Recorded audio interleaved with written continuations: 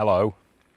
I genuinely can't remember the last time I sat in front of a video camera or walked in front of a video camera making a video for YouTube. It feels like months. I think it is a few weeks, isn't it? And if you're wondering where we've been, you're right, the vlogs have kind of dried up over the last few months. So where have we been? Well, Shaun's been busy making his marmalade and jams and odd jobbing around the croft and sorting out the social media. I've mostly been sat in my office in front of my computer, staring at the screen every single day and loving it. All this time away from YouTube definitely got the rumour mill going too. Working overtime. The Foxes have stopped vlogging what's going on. They've moved to London. They've bought another boat. There was even a rumour on one of the old canal forums that we'd split up and I'd run off with some West End actor. Yeah, you know the one I mean. The truth is actually a lot less scandalous, but actually quite exciting for me anyway. As much as I do love creating content on Foxes Afloat, as some of you know, I took some time out last year when I wasn't well, and I wrote my first ever short story.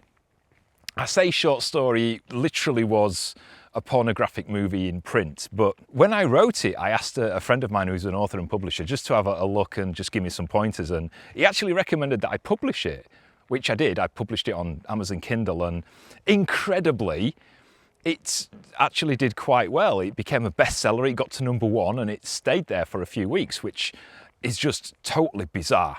Even though it was the first time I'd ever written anything, well, fiction anyway, because I'd written magazine articles and things, the success of it kind of lit something inside me, and I think the first time I'd spent writing that story was just so enjoyable, and in true ADHD predictable style, the dopamine hit I was getting from the writing was making me want to do it more. I think secondly, the reviews and the success were just really positive. And it was encouraging for me because ever since school, let's not work out how many years ago that was, I've always found it difficult to focus on reading. In fact, there was one teacher in particular who used to ridicule me quite regularly in front of the class and embarrass me, and that wasn't a nice experience. And as a kid, I never really got encouragement from my own parents for anything I was interested or passionate in. I remember one time my dad laughing at me and again ridiculing me in front of the whole family when I'd made something for him, and it's not healthy, especially not for a kid that's got undiagnosed autism and ADHD at that age.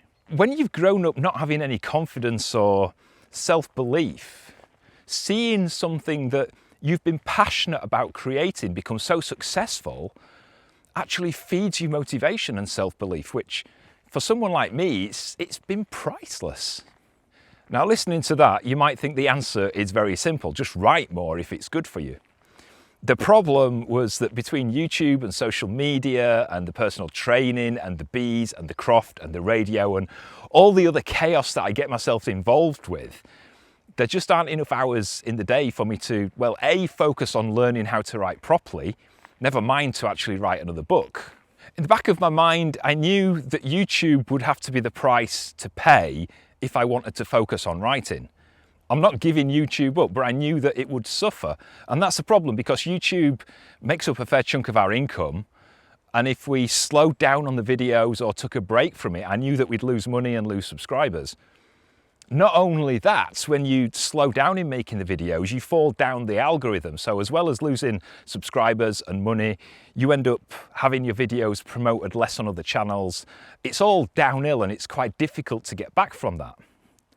So that on its own caused me quite a lot of stress because we've spent nearly 8 years building up Foxes Afloat, the YouTube channel anyway, and I knew that the channel would suffer if I wanted to take some time away to write. But I also knew that I had to take this leap of faith if I wanted to see if I could make it as a writer.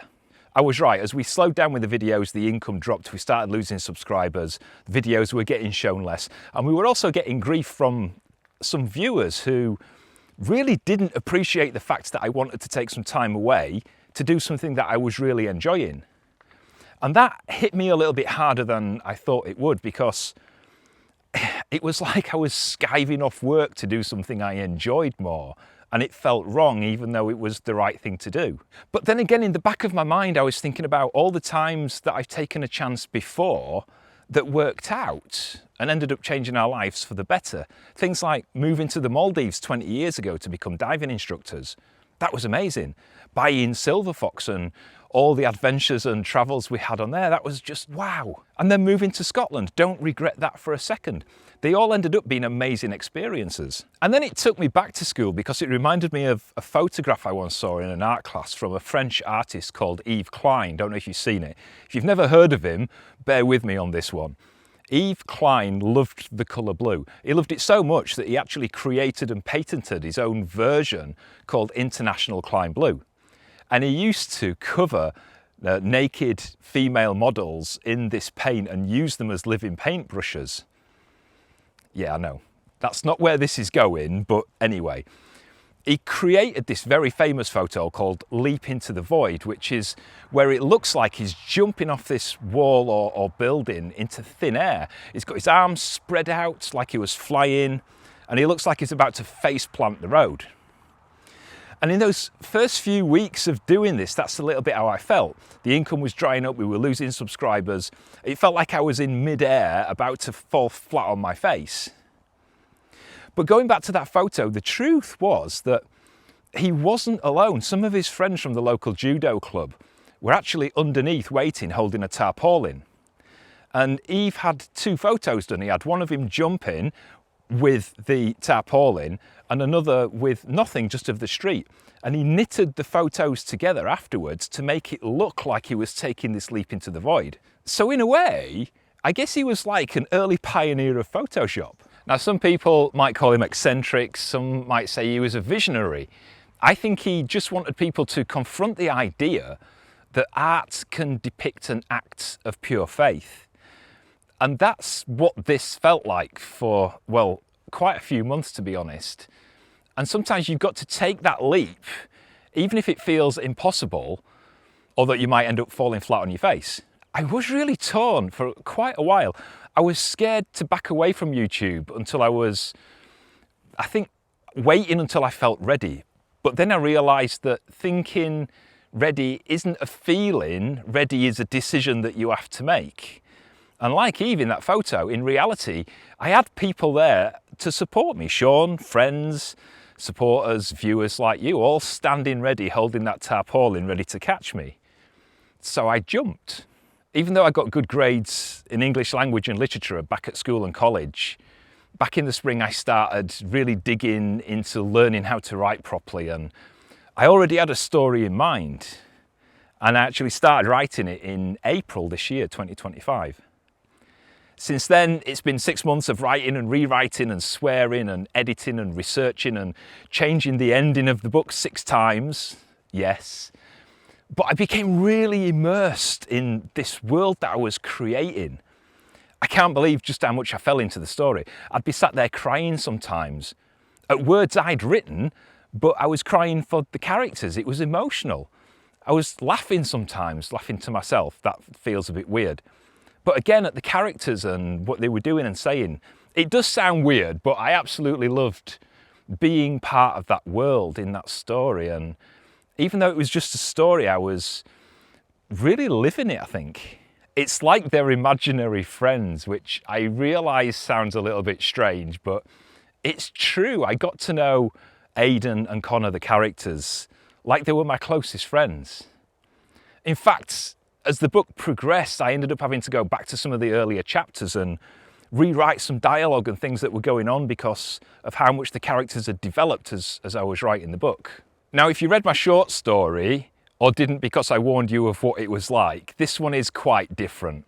It's a full novella. It's about 25,000 words, just under 100 pages. And you really get time to get emotionally involved in the characters and the story, to root for them and get annoyed with them and laugh at them, even shout at one of them at some point. But overall, it's a story about connection and risk and consequences and what happens when two different lives collide in unexpected ways, how it can be terrifying and sad and happy and beautiful and raw.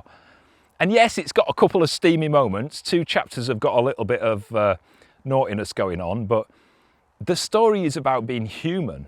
There's also lots of twists and turns, and the tension really starts to rise from about halfway in the book, right to the very last page, and you will not be able to put it down. I'm not going to say too much because I don't want to spoil anything. So the exciting bit is that the book is launched today. It's available right now, and there's a link down in the video description to Amazon and Kindle where you can download a digital copy, or you can buy it as a paperback or a hardback version. And the link in the video description will take you to your nearest Amazon country.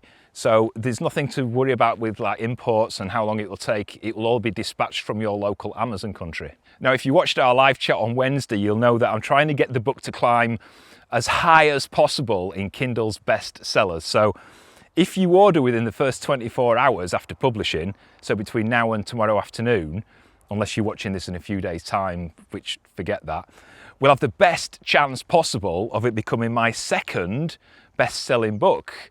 Imagine that! And to help it get there, I'm giving away some signed copies and loads of honey and marmalade. Yes, it's shameless promotion, I know that, and I'm really not bothered. I just really want to get this book going, and it would be brilliant to have a second bestseller. We talked all about it in the live vlog on Wednesday, so if you want more details, you can go back to that. There's a link again on the screen and in the video description. Now, if the book's not for you, that's absolutely fine. It's a really good story. It's quite tense and emotional. But if it's not for you, that's fine. Now that it's finished and published, it means that I've got more time to start creating content for Foxes Afloat again. And there is plenty going on. We've got the heather honey harvest coming in at the moment. We've started work on the goat enclosure, and today, as nice as it looks at the moment, we've got Storm Amy on the way tonight, which is expected to be pretty bad. So as soon as I've filmed this, I've got to head back to the croft and start battening down the hatches for that. I'll tell you what though, it is good to be back talking to you on camera, and I'm looking forward to doing the videos again for a while. It would be cool if you could support me and buy the book. If not, that's fine, just watch the videos. Take care of yourself, thank you for watching, and I'll see you next time. Bye-bye.